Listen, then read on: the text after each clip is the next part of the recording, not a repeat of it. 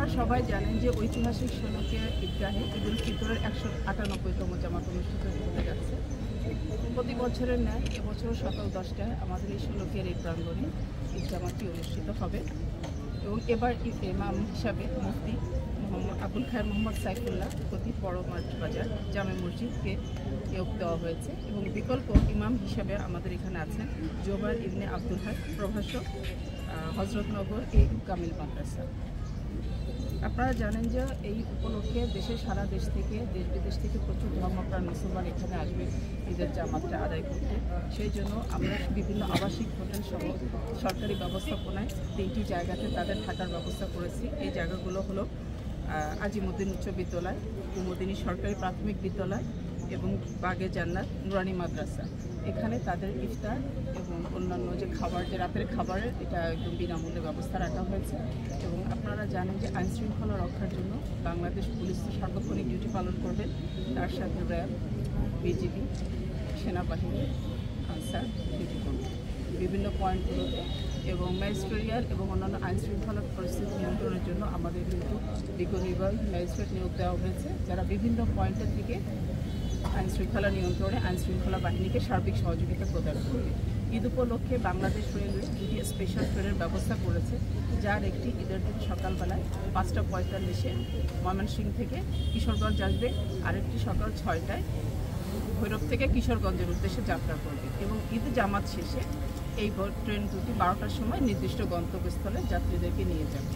এবং আপনারা জানেন যে বিপুল সংখ্যক মুসল্লি যেহেতু এখানে উপস্থিত হবেন, তাদের সুপেয় পানির ব্যবস্থা, ওয়াশরুমের জন্য আমরা জনস্বাস্থ্য প্রকৌশল এবং পৌরসভার সহায়তায় প্রয়োজনীয় ব্যবস্থা গ্রহণ করেছি।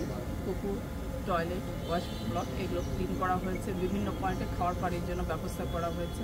এবং আপনারা জানেন যে যারা নামাজ পড়বেন মুসল্লিরা যারা কাতারে দাঁড়াতে পারেন, কাতার যাতে নষ্ট না হয়, ভেঙে না যায়, এজন্য কাতারে কিন্তু লাইন কাটা হয়েছে এবং চুন দিয়ে তৈরি করা হয়েছে, যাতে নির্দিষ্ট সময় মুসল্লিরা এসে স্ব জায়গায় আশ্রয় গ্রহণ করে।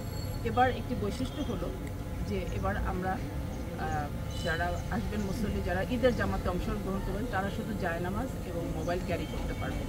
কোনো ধরনের ছাতা বা অন্য কোনো ধরনের ইলেকট্রনিক ডিভাইস নেওয়া যাবে না।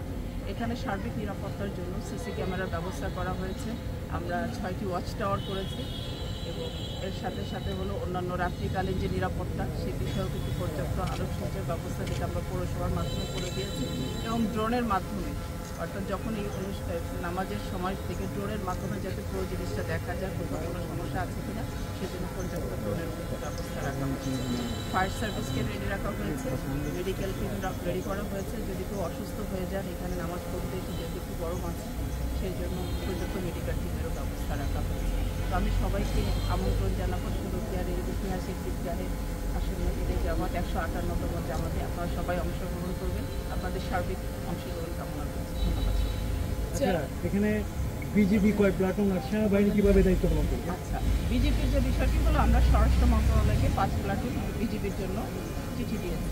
ওখান থেকে যতটুকু আমরা পাবো তারা ডিউটি করবে, মোবাইল টিমের মতনই তারা ডিউটি করবে। আর বাংলাদেশ সেনাবাহিনীর সদস্য যারা আছেন তারাও টহল যেটাকে বলে আর কি শহরে, সেইভাবেই দায়িত্ব পালন করবে। আচ্ছা, আরেকটি প্রশ্ন হচ্ছে, আমরা জাতীয় ঈদগাহ দেখতে পাচ্ছেন, এবার ঈদের নতুন একটা মিছিল হবে, ঈদ পরবর্তী মিছিল, এমন কোনো সিদ্ধান্ত আছে কিনা? এরকম কোনো সিদ্ধান্ত আমরা এখনো পাইনি। আপনারা মানে স্থানীয়ভাবে কোনো এরকম কোনো পরিকল্পনা এখনো এই মুহূর্তে পর্যন্ত নাই। বিগত সময় আমরা দেখতে পেয়েছি যে আপনার নামাজ চলাকালীন সময় বৃষ্টি আসে, তো ছাতা না থাকার কারণে বৃষ্টিতে ভিজে নামাজ পড়তে হয়। ওই বিষয়টা মানে আবহাওয়া খারাপ থাকলে ছাতা নিয়ে আসতে পারবেন না। আমরা এবার নিরাপত্তার কারণেই, আমরা ওয়েদার আপনারা দেখতেই পাচ্ছেন, আমরা সার্বিক নিরাপত্তার কারণেই কিন্তু ছাতাটাকে, আমরা যখন আইনশৃঙ্খলা বাহিনীর সাথে মিটিংয়ে বসেছিলাম তখনই এই ডিসিশনটা এসছে ছাতা বা অন্যান্য জিনিস ক্যারি না করার জন্য। জাস্ট জায়নামাজ আর মোবাইলটা এই জন্য, কারণ হলো যদি কোনো সময় কোনো ধরনের সুবিধা ফিল করেন তাহলে তাকে ফোনটাকে দিতেই হবে, নিকট কাউকে তো জানাতে হবে, না হলে তো আমরা তাকে রিচ করতে পারছি। আর কিছু না। বাইরের মুসলিম যারা ব্যাগ নিয়ে আসবে তাদের ব্যাগ আমরা এখানে যে আর্চওয়ে গেটগুলো থাকবে ওখান থেকে তাদের এই জিনিসগুলো রেখে দেওয়া হবে। ভিতরে শুধু জায়নামাজ আর মোবাইল ছাড়া আমাদের যে চেক পয়েন্টগুলো থাকবে এর বেশি কিছু করা যাবে না।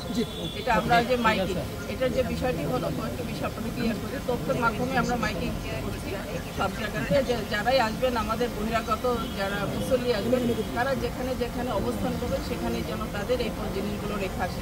অলরেডি তথ্যে মাইকিংটা শুরু করেছে, গতকাল নিজে শুনেছি, এটা কন্টিনিউয়াস চলবে। জি ধন্যবাদ। আর কিছু আপনি সব বলে প্রশ্ন আপনাদের যদি কিছু জানার